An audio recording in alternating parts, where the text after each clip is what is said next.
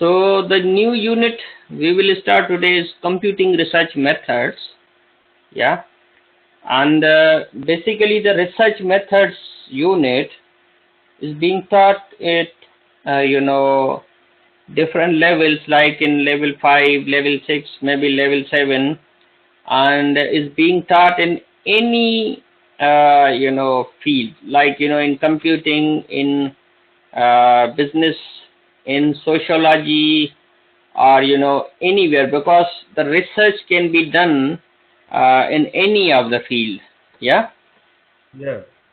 So being a researcher, or the higher level student, one should know most of the research methods, techniques, no matter if it is the computing or the non-computing, but you should have some core understanding of the research methods, and you should learn that how to do the research.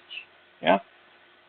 So most of the topics in this unit, they are related with all kind of the research methods, and obviously you have been asked to go through a research topic in the computer science. Yeah. Yeah. So let me go through.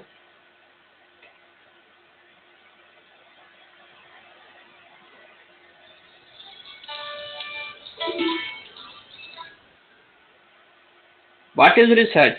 The systematic investigation and study of materials and sources in order to establish facts and reach new conclusion. So you investigate systematically the study of materials and sources in order to reach, and establish certain facts and reach new conclusions. So the systematic rigorous is basically the Yeah. extremely thorough and careful investigation. So when you really go into the depth of any topic, of a situation or problem, in order to generate a new knowledge or validate existing knowledge. Yeah. So when you study some topic, any people or any concept or anything, so what you will get, probably you would get a new knowledge from it.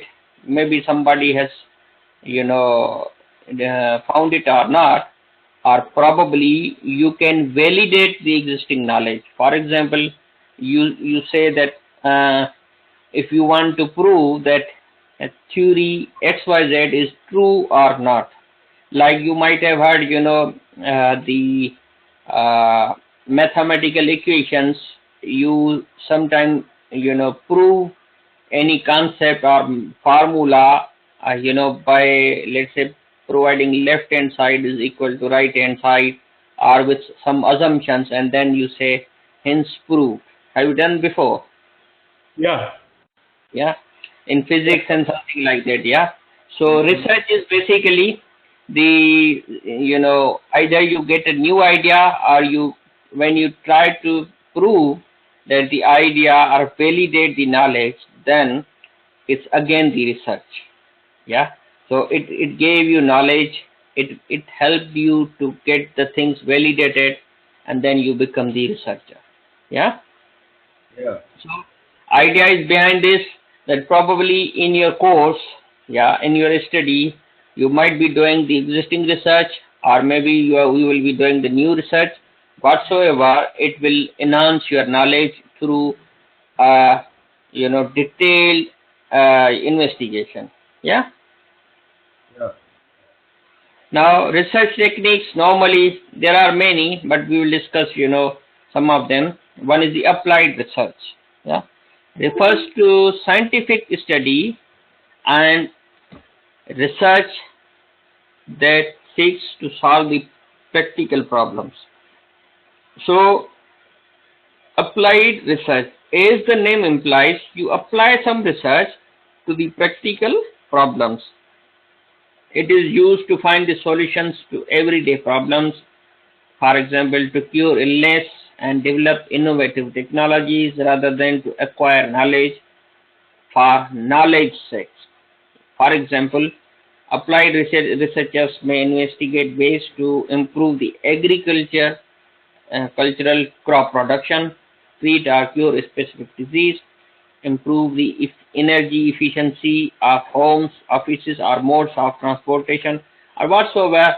Anything that you directly apply some your research findings or do the research to give some application.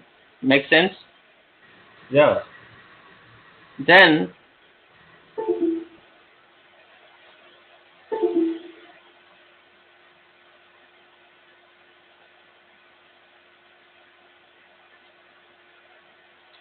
basic research, also called as fundamental or pure research, is driven by a scientist's curiosity or interest in a scientific question. The main motivation is to expand man's knowledge, not to create or invent something. So when you do some basic research, it doesn't mean to create anything new, for example, but the motivation is to expand the knowledge.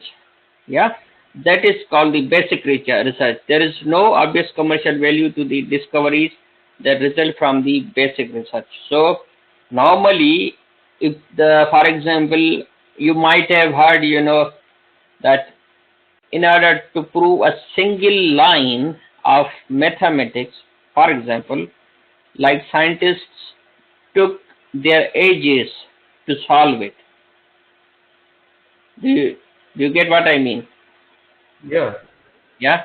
So basic research may not give any direct benefit to any applied research, but still, is the research.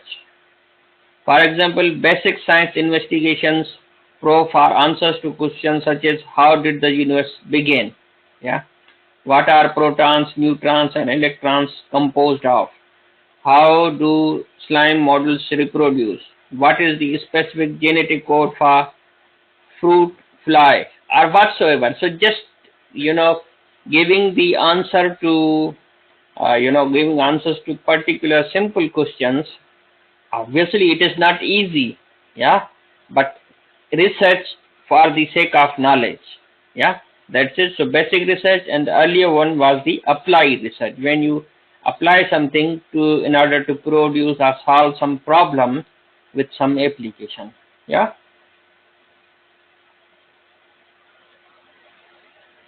Then correlational research refers to the systematic investigation or statistical study of relationships among two or more variables without necessarily determining cause and effect. It seeks to establish a relation, association, correlation between two or more variables that do not readily lend themselves to experimental manipulation. For example, to test the hypothesis, listening to music lowers blood pressure levels. So there are two ways of conducting research. Experimental, for example, group samples and make one group listen to music and then compare to the BP levels. For example, so we are talking about the correlational research. Music is one variable and the blood pressure is another variable. For example, how you can prove this hypothesis? You take a group, group of people as a sample. You let them listen to the music and then check whether the BP is, reduced or not. Another way is take survey, ask people how they feel, how often they listen, and then compare. Is it clear? Yes. Okay. Advantages of correlational research: can collect much information from many subjects at one time, can study a wide range of variables and their interrelations, study variables that are not easily produced in the laboratory. Yeah. Disadvantages: correlation does not indicate causations, causes and effects, and problems with self-reported methods. Yeah, because these are the that's the relational research. So really depends. At some point, you have a way to get some advantage, and obviously some are disadvantages as well. Yeah. So when you do the correlational research, then you don't know what is the reason behind. That's the disadvantage. Yeah. So obviously we cannot go directly into the, I mean, in depth of these topics, but let us give a kind of superficial definitions. Yeah. Yeah. And as the names are, they are self-explanatory already, isn't it? Yeah. Okay. Descriptive research refers to the research that provides an accurate portrayal of the characteristic of a particular individual, situation, or group. Descriptive research, also known as statistical research. These studies are means of discovering new meaning, describing what exists, determining the frequency with which something occurs, and categorizing information. In short, descriptive research deals with everything that can be counted and studied, which has an impact of the lives of the people it deals with. For example, statistical research is like, uh, how people, behave, how many number of people, do that particular things. For example, finding the most frequent disease that affects the children of a town. So you would be doing the research on the basis of some statistics. Yeah, the reader of the research will know what to do to prevent that disease. Thus, more people will live a healthy life.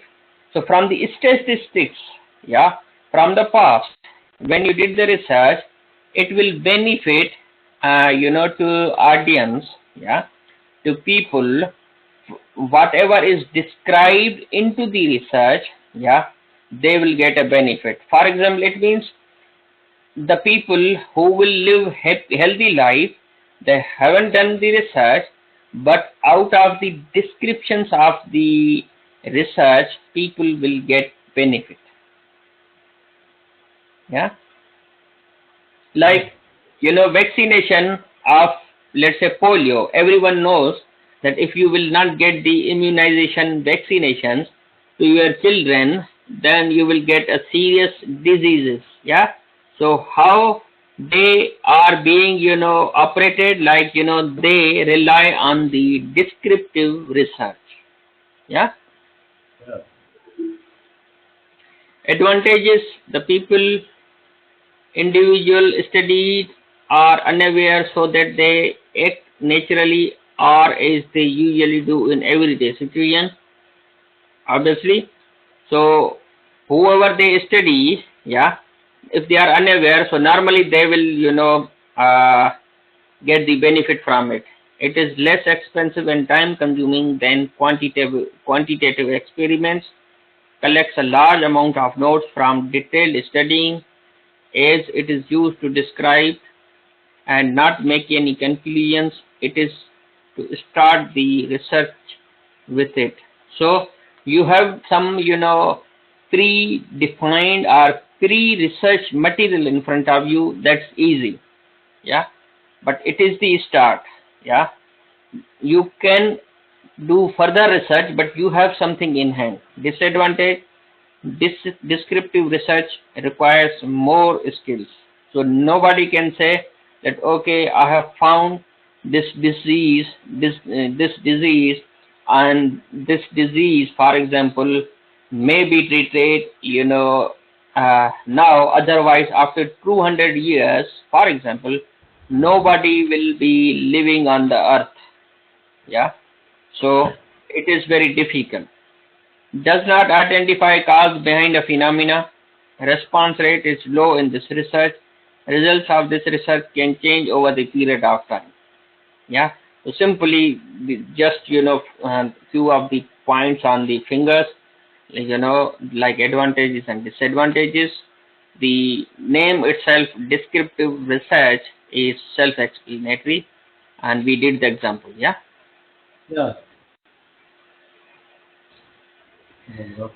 Ethnographic research refers to the investigation of a culture through an in-depth study of the members of the culture. It involves the systematic collection, description, and analysis of data for development of theories of cultural behavior.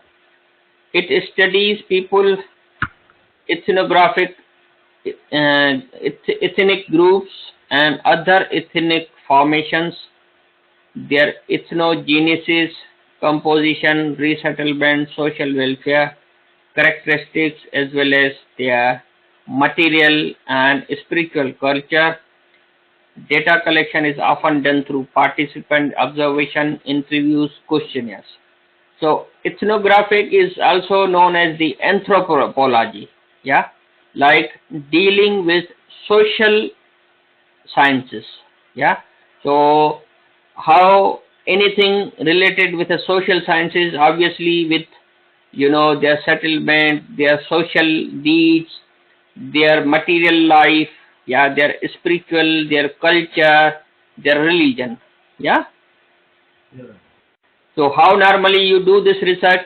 You observe the participants, you interview them, you question them. So that's called the ethnographic research. The purpose of ethnographic research is to attempt to understand what is happening naturally in the setting and to interpret the data gathered to see what implications could be formed from the data. So what they do, you normally take the interpretation that what it does mean. Then experimental research is an objective, systematic, controlled investigation for the purpose of predicting and controlling phenomena and examining probability and causality among selected variables. Advantages: based establishes cause and effect relationships. Disadvantage: artificiality, feasibility, unethical. How?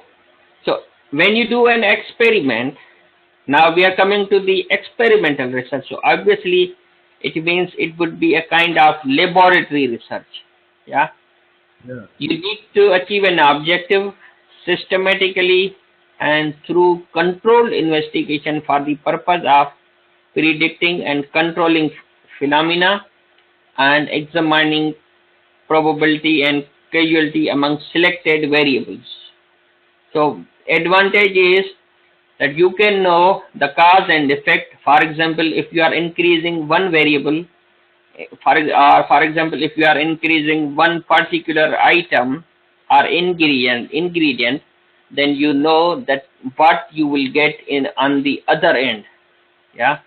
For example, if you are making any medicine, then you would know that after adding that particular thing into the medicine, you will get these effects. Yeah. So you will have the direct kind of established relationship between the cause and the effect.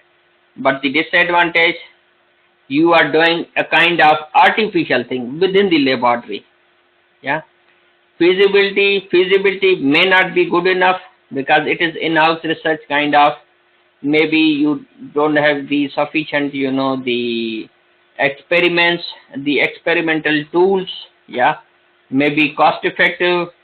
Unethical, like if you are doing any experiment inside the you know uh, uh, laboratory. For example, if you are doing, for example, the gene cloning, yeah, then probably that might not be ethical to do so. Yeah. So certain ethics can also be involved.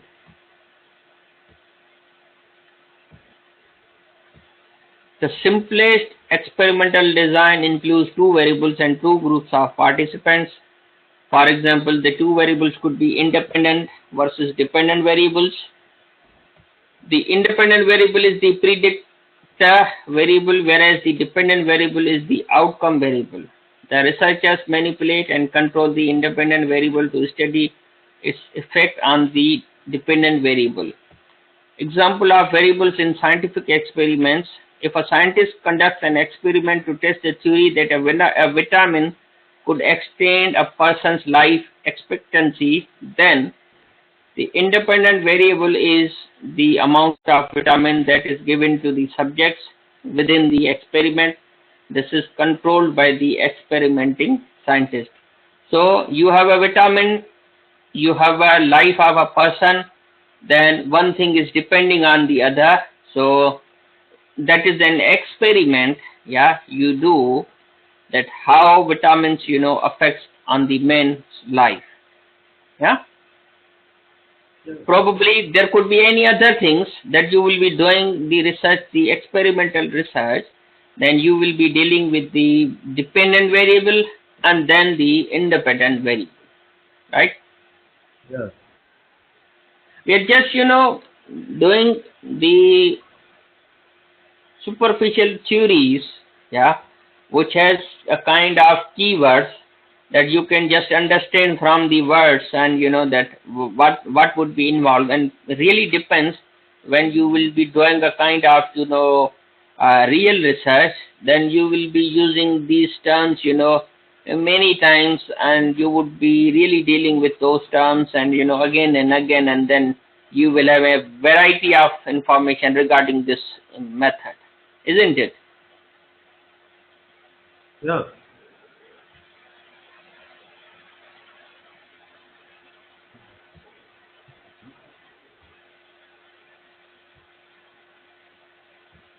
So experimental research continued.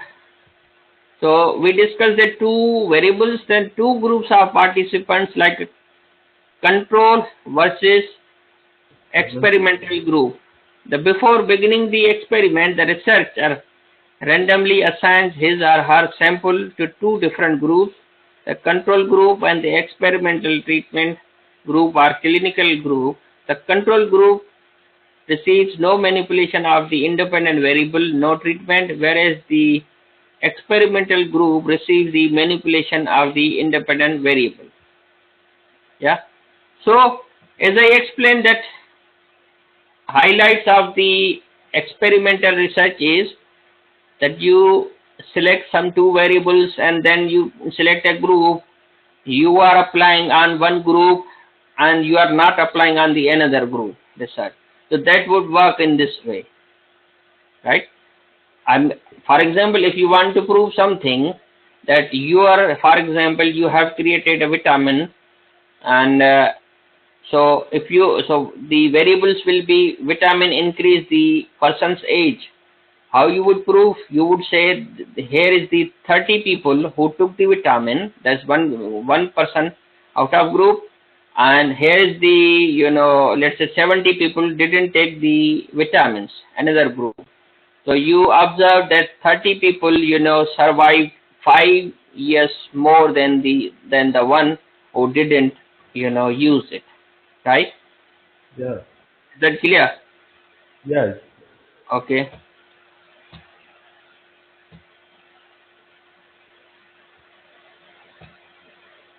Now next is the exploratory research. Is a type of research conducted for a problem that has not been clearly defined. Exploratory research helps determine the best research design, data collection method, and selection of subjects. The results of exploratory research are not usually useful for decision making by themselves, but they can provide significant insight into a given situation. Exploratory research is not typically generalizable to the population at large. Exploratory research can be quite informal, relying on secondary research such as reviewing available research literature and or data, or qualitative approaches such as informal discussions without consumers, employees, management or competitors, and more formal approaches through in-depth interviews, focus groups, projective methods, case studies, or plot studies. Understood. So, exploratory research is a type of research conducted for a problem that has not been clearly defined. Yeah. So, you want to determine to design a data collection method and a selection of subject. So, anything which has not been clearly defined in before, you do a kind of research to explore it furthermore. Remember it, you rely on the secondary research. So, something has already been researched and you want to explore it more, which has not been clarified before. Is that clear? Yeah. Okay. Ground theory research is a research approach designed to discover what problems exist in a given social environment and how the persons involved handle them. It involves formulation, testing, and reformulation of propositions until a theory is developed. Ground theory is a research method that operates almost in a reverse fashion from traditional research and at first may appear to be in contradiction to the scientific method. 4 stages: codes, identify anchors that allow the key points of the data to be gathered; steps, collections of codes of similar content that allows the data to be grouped; categories, broad groups of similar concepts that are used to generate a theory; theory, a collection of explanations that explain the subject of the research;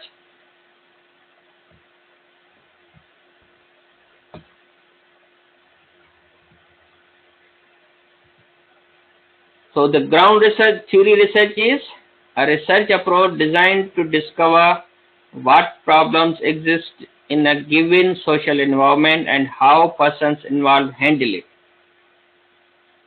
So, ground theory is determining the problems in social environment, which has not been done through traditional research. For example, somebody said, that the contaminated water in particular area is due to, the environment, or let's say that there is no any good water, for example, coming from the earth or from the mountains. Yeah. But is that research, really true? You would need to go through the ground theory research. Probably, you go and see the things in person and see the people, how, people say probably there might be the other reasons. People may not do any good cleaning. They might, contaminate the water by themselves instead of the research that you see. Make sense? Yeah. So, by using these 4 stages like codes, concepts, categories, and theory, you apply and then try to go through the conventional research, yeah, in a reverse fashion. Then you do some kind of ground theory research. So, you have a theory, but you are going into the depth of the problem and see how it works. Yeah. Yeah.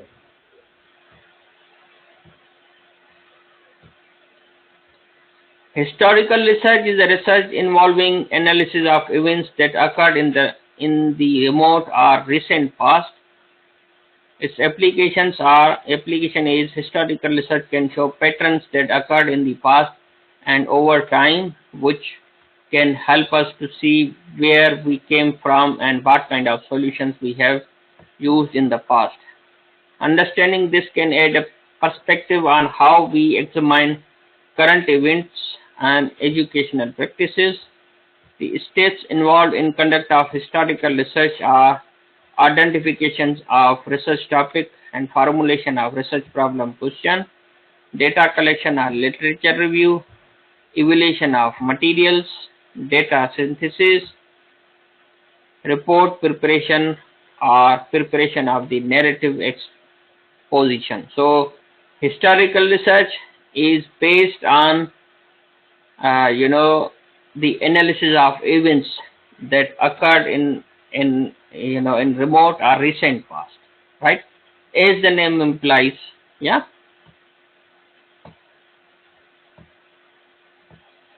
Historical research gives a social scientist better context for making realistic decisions. Its strengths are provides a comprehensive picture of historical trends, uses existing information, provides evidence of ongoing trends and problems. Limitations: time consuming, resources may be hard to locate, resources may be conflicting, may not identify cause or problem because it would be very old.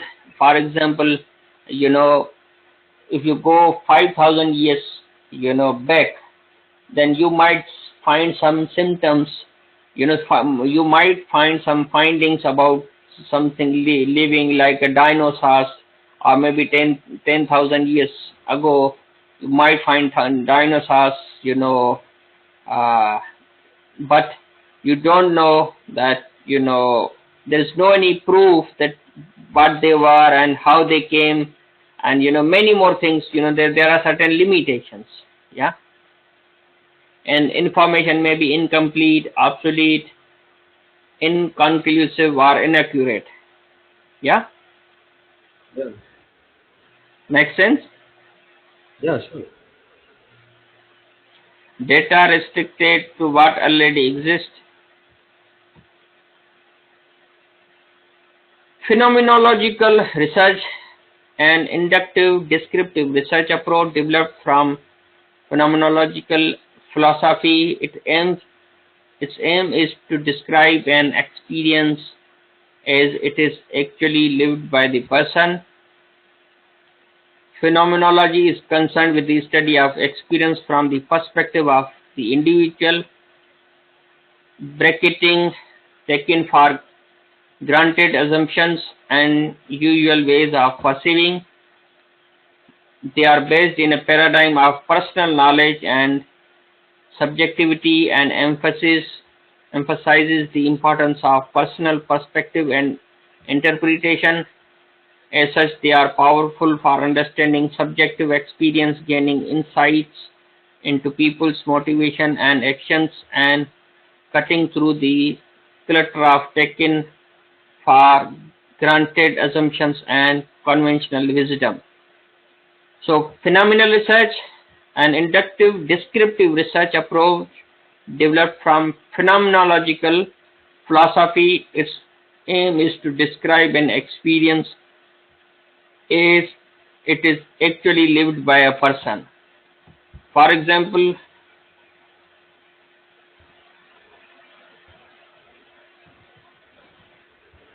so phenomena, any philosophy, yeah, if you want to prove, then you will be doing, phenomenological research. Any philosophy, yeah. So that's the idea about the phenomenological research. Let me go further because this is going into too much theoretical, isn't it? Yeah. And it is making us, kind of, the psychologist and other, persons. Yeah. Okay, so let us come to the actual. On a broader perspective, all research can be classified into two groups: qualitative and quantitative. Are you clear about do you know what is qualitative and quantitative? Yeah. Can you tell me what it is? Quantitative is talking about research in number. Yeah. Why why qualitative is talking about the quality of the research process. Qualitative is related with a kind of belief, theory, yeah. Yeah, but quantitative is just like the quantitative analysis. Like, And and qualitative is related with a belief, theory, yeah, idea, yeah. yeah, ideas and maybe but quantitative is about empirical numbers. Yeah. It have to be about numbers, about figures. Okay. So the qualitative research is dealing with phenomena that are difficult or impossible to quantify mathematically, such as belief, meaning, attribute, and symbol. Yeah. Qualitative researchers aim to gather an in-depth understanding of human behavior and the reasons that govern such behavior. The qualitative method investigates the why and how of decision making, not just what, where, and when. Yeah. So when you want to know why, yeah, the reasons behind, the idea behind, the belief behind is basically the qualitative. Yeah. Advantages: it enables more complex aspects of a person's experience to be studied. Fewer restrictions or assumptions are placed on the data to be collected. Not everything can be quantified or quantified easily. Individuals can be studied in more depth. So if you can't, know a person very well, very exactly, then you can do a kind of qualitative study on a person. Yeah. Good for exploratory research and hypothesis generation. The participants are able to provide data in their own words and in their own way. Disadvantage: it is more difficult to determine the validity and the reliability of linguistic data. So you did the qualitative research, yeah, but it is somehow difficult to determine and validate and its reliability, that whether it is 100% true or not. However, in quantitative research, you really depend on the kind of percentage of the, let's say, validity and reliability of anything. But in the qualitative, you are not sure. There is more subjectivity involved in analyzing the data. So if you want to analyze anything, then you should have more subject knowledge. Data overload: open-ended questions can sometimes create lots of data which can take a long time to analyze. So, do you know what are the open-ended questions? Yeah. Yeah. Yes. So, like it says in qualitative research, if you want to have a questionnaire survey and you have given a open-ended questions like, the answer is given by the researcher. You haven't given the four answers to the not a researcher but the sample, a person whom you want to research. So if they give an open-ended question, then it would be a lots of data for you. Then you need more time to analyze it. That's why. So that these are the advantages and disadvantages of the qualitative research. It's time consuming as well. Now we come to the quantitative research. Refers to the systematic empirical investigation of any phenomena via statistical, mathematical, or computational techniques. The objective of quantitative research is to develop and imply mathematical models, theories, and/or hypotheses pertaining to phenomena. Qualitative research is generally made using scientific methods, which can include the generation of models, theories, and hypotheses, the development of instruments and methods for measurement, experimental control and manipulation of variables, collection of empirical data, modeling and analysis of data, evaluation of results. So purely a kind of scientific and mathematical research is basically the quantitative research. where you talk about model, theory, and hypothesis. Yeah, you use some instrument and methods.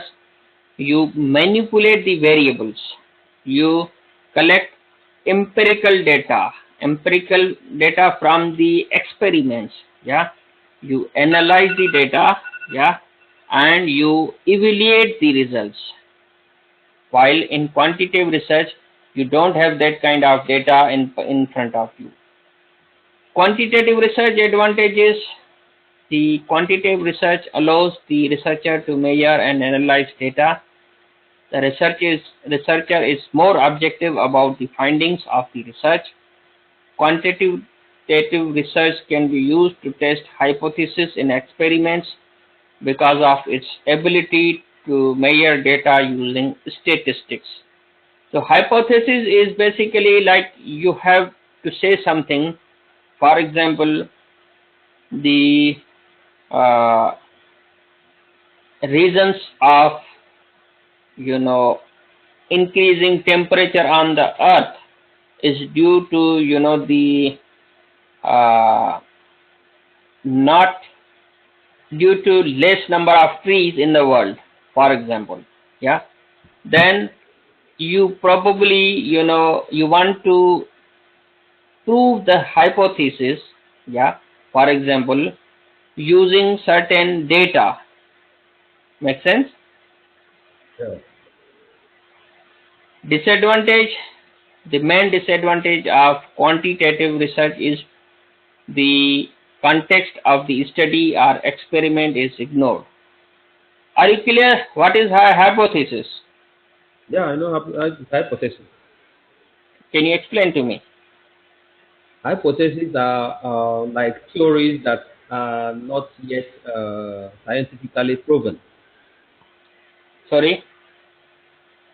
Hypotheses are theories about certain experiments or research that has not been accepted by the uh,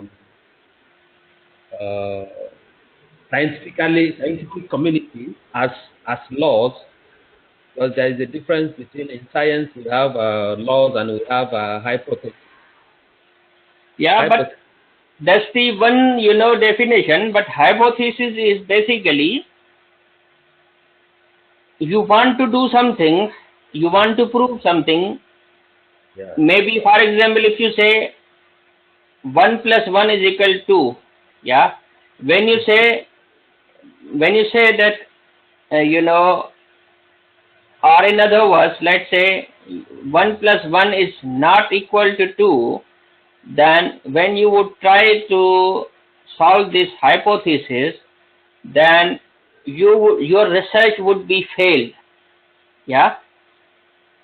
What is the hypothesis? 1 plus 1 is not equal to 2. Okay.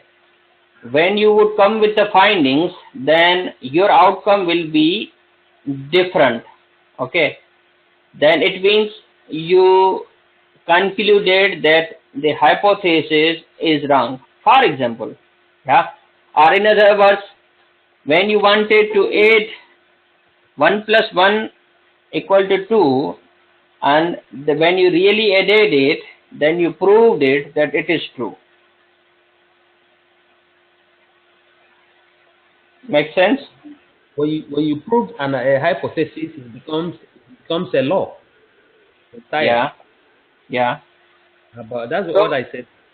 Yeah. So When a hypothesis is proven, yeah. it becomes a law. Yeah. That's it. Yeah. And for example, means when you want to prove in either case, you take the hypothesis as a contradiction and make it as a the affirmation. Yeah. And make it prove that it is not a contradiction, or maybe when you say that it is the false, then you try to make it false. When you say that it is true, when you try to make it false, then you would get your results. You know what I mean? Yeah. So you really depends that how you want to prove the hypothesis. Yeah. So okay, let us go further into the slides. Yeah. So what it says that quantitative research can be used to test a hypothesis in experiments because of its ability to measure the data using statistics. So hypothesis, for example, is 1 plus 1 is equal to 2. That is a hypothesis. Yeah. So in different ways you can do the experiment and you can prove it whether it is true or not. Yeah. Yeah. Main disadvantages of the quantitative research is the context of the study or experiment is ignored. So irrespective of the context, what you are talking about, you need to focus on the kind of only numbers. Quantitative research does not study things in natural setting or discussing the meaning things have for different people. A large sample of population must be studied for more accurate results. Now, so that was about simply the quantitative research and qualitative research. What we have to understand is that quantitative research would be dealing with the numbers and the qualitative research would be dealing with the ideas, beliefs. Is that clear? Yeah. Okay. Now, the next is the desk research, also known as a Secondary research. secondary research. Yeah. So what does it mean? What it does mean the secondary research? Means that trying to build on a already made research, maybe Yeah. trying to expand on a research already made Yeah. or hypothesis already proposed. Yeah. So secondary research involves the summary, collection, and or synthesis of the existing research rather than a primary research in which data are collected from, for example, research subject or experiment. In other words, gathering and analyzing information already available in print or published or internet is the desk research. Focus group is a form of qualitative research in which group of people are asked about their perceptions, opinions, beliefs and attitudes towards a product, service, concept, advertisement, idea or packaging. Questions are asked in an interactive group setting where the participants are free to talk with other group members. During this process, researcher either takes notes or records the vital points he or she is getting from the group. Simple. Should I go further? No, I think it's okay. Is it clear? Yeah? On the focus group, Yeah. yeah, it's clear. Interview. We are doing it. So when you do a focus group, when you interview someone, it's a research. An interview is a conversation where questions are asked and answers are given. In common parlance, in phrasing, the word interview refers to a one-to-one conversation with one person acting in the role of interviewer and the other in the role of the interviewee. Simple interview, you ask the questions, you are doing research. Yeah? I'm going, to the next slides so that, online research community is a part of an emerging and developing area in market research making use of development in Web 2.0 technologies and online communities. They allow qualitative research to be conducted efficiently and deeply online. Both public and private online communities offer opportunities for research, but many brands are way of sharing company information openly. Simply, you have a research, you do some research with the help of online research community. That's it. Mobile search is one kind of a research technique, is an evolving brand of information retrieval services that is centered on the convergence of mobile platforms and mobile phones or that can be used to tell information about something and other mobile devices. Web search engine ability in mobile form allows users to find mobile content on websites which are available to mobile devices on mobile networks. So as this happens, mobile content shows a media shift towards mobile multimedia. Simply put, a mobile search is not just a partial shift of PC web search to mobile equipment, but is witnessing more of tree-like branching into specialized segments of mobile broadband and mobile content, both of which show a fast-paced evolution. So basically, these are not the kind of the well-known research techniques, yeah, but the mobile itself has become a kind of research. You know what I mean? Yeah. Now everyone thinks about the mobile, yeah, and you want to do something new into the mobile every time. Nowadays, like a mobile has become the research. Oh, I want to do something on the mobile. I want to make an application on the mobile, like a app, yeah, to do something. So everybody thinks about the mobile to do something into new, to make a business, to do the invention and these things. So this is about the everything researching into the mobile itself. Is that clear? Yeah. Yeah. Survey, a method of sociological investigation that uses questions based on based, which is the survey is question based, yeah, a statistical survey to collect information about how people think and act.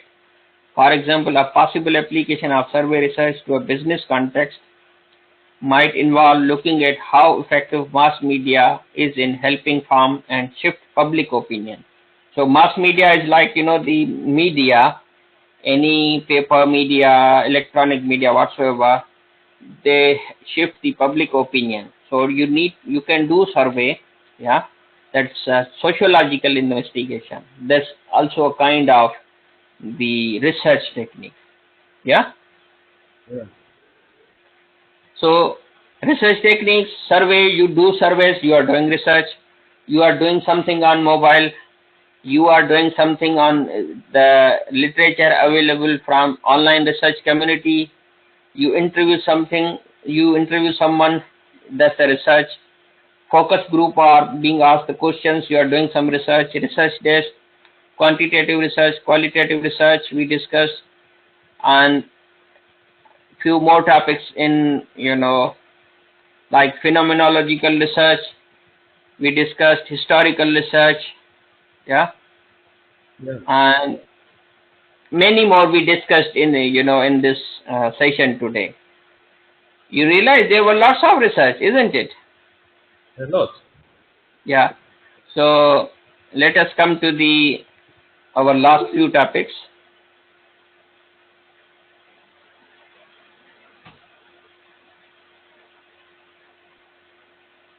Now sampling, yeah.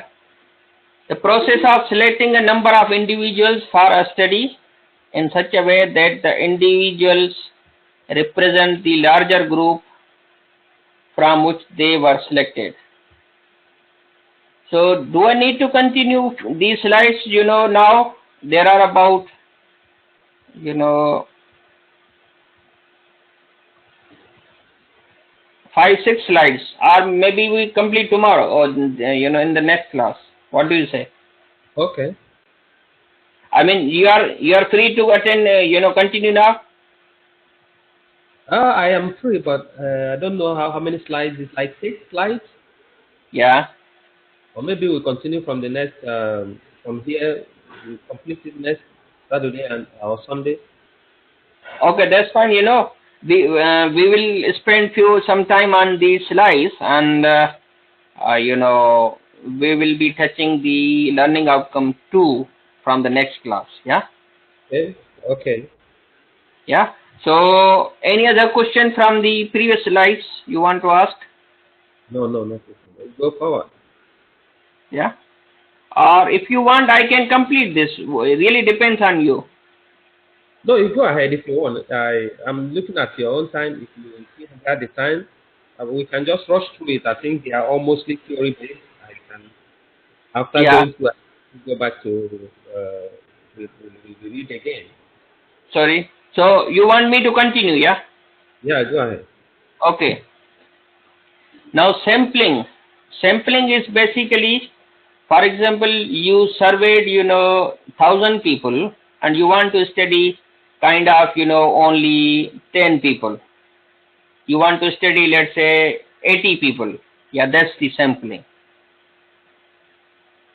You have a data, for example, for the 1,000 people, and you want to, take some sample. It says process of selecting a number of individuals for a study in such a way that the individuals represent the larger group from which they were selected. Is that clear?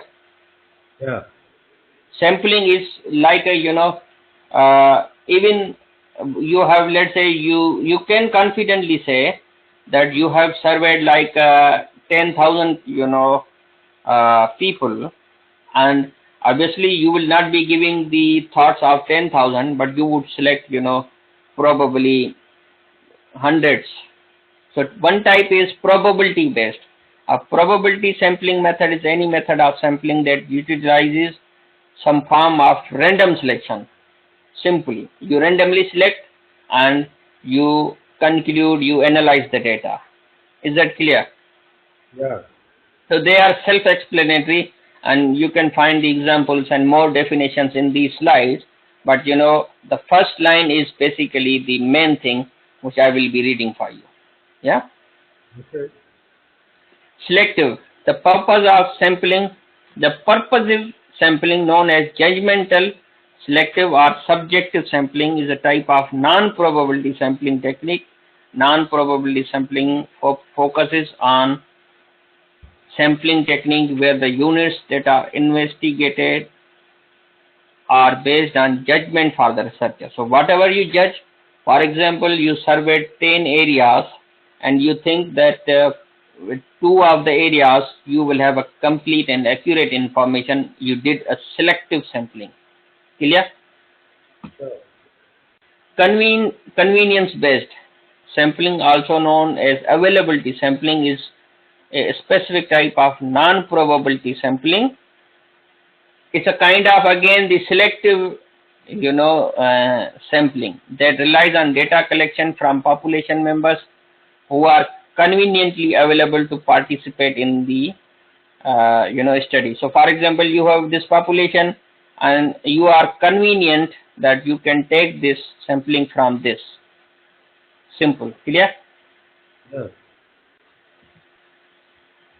Ethnographics methods. Yeah. So ethnography is a study through direct observation of users in their natural environment rather than in a lab. The objective of this type of research is to gain insights into how users interact with things. We discussed this ethnographic method earlier. Here is the sampling technique, like a data collection technique, which is watch are being part of social context, open and close questions that cover identified topics, open questions that enable a free development of conversation, anything from artifacts to letters, books, or reports. So we were discussing on the sampling techniques in ethnographic methods. The data collection technique, yeah, is done in these four ways. Okay. Yeah. So we revise, like we discussed the sampling technique simply. So those were like a probability, selective, and convince. And again, in the ethnographic research, yeah, the sampling technique that you can use is this basically. Watch are being part of social context, open and close questions, and these things. So we are just trying to see if I ask you the question that what is the sampling technique in the ethnographic methods, you would answer these four. Maybe you use in your computing research or not, but the sampling technique into the ethnographic methods is this.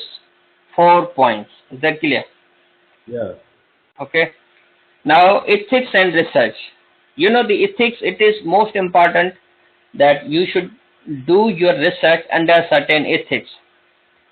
Research ethics is defined here to be the ethics of planning, conducting, and reporting of research, such as social responsibility, human rights, animal welfare, compliance with the law, and public and health safety. Are you clear about what the ethics are in the research? Yeah, I am okay. Yeah, you should be clear. Yeah, it is clear that research ethics should include the protection of human and animal. Simple. It is under the ethics that you should do the research on human and animals according to certain ethics and permission and the law. However, not all researchers use human or animal subjects, nor are the ethical dimensions of the research confined solely to protection for the research subject. So ethics is very much clear to you. Yeah.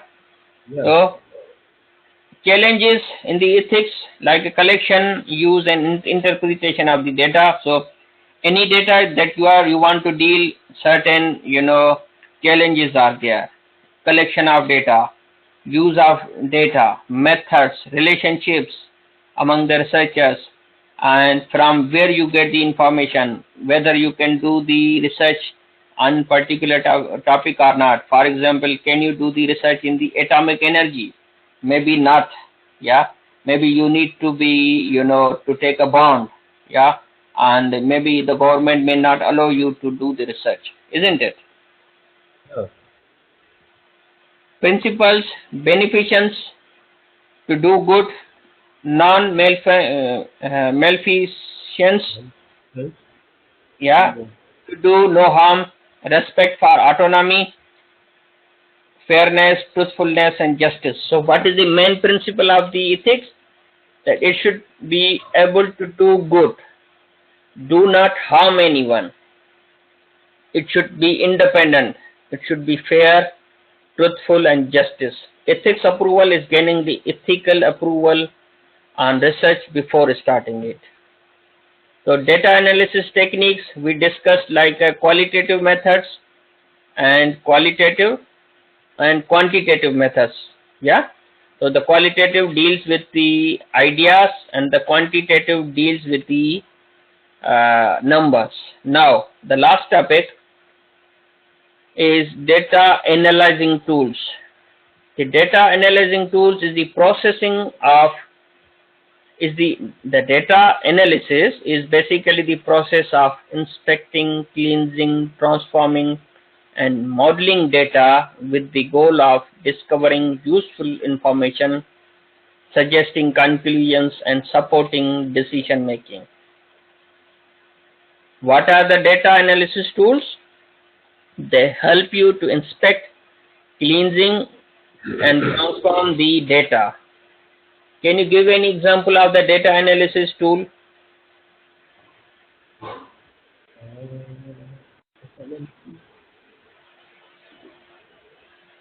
For example, if you have thousands of data, yeah, thousands of records, then obviously it would be difficult to manage. You use certain tools in order to analyze it, like list of non-programming tools, Excel sheet. You put the data into the Excel, you see the data into the graphs. Yeah. Yeah. So like other software, they are the commercial one. We don't need to stick on any one. Like these are just named RapidMiner, Rattle GUI, like Veka, many more. SPFF. Have you heard about the SPFF?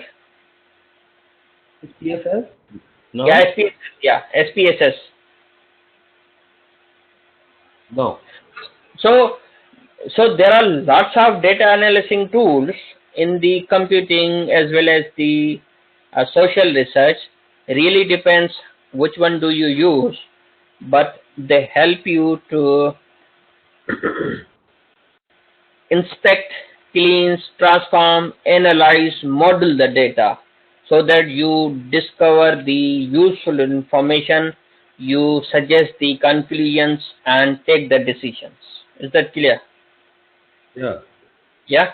So that's it. We are done, and almost we covered every concept. I don't think so. We have left anything unexplained, isn't it?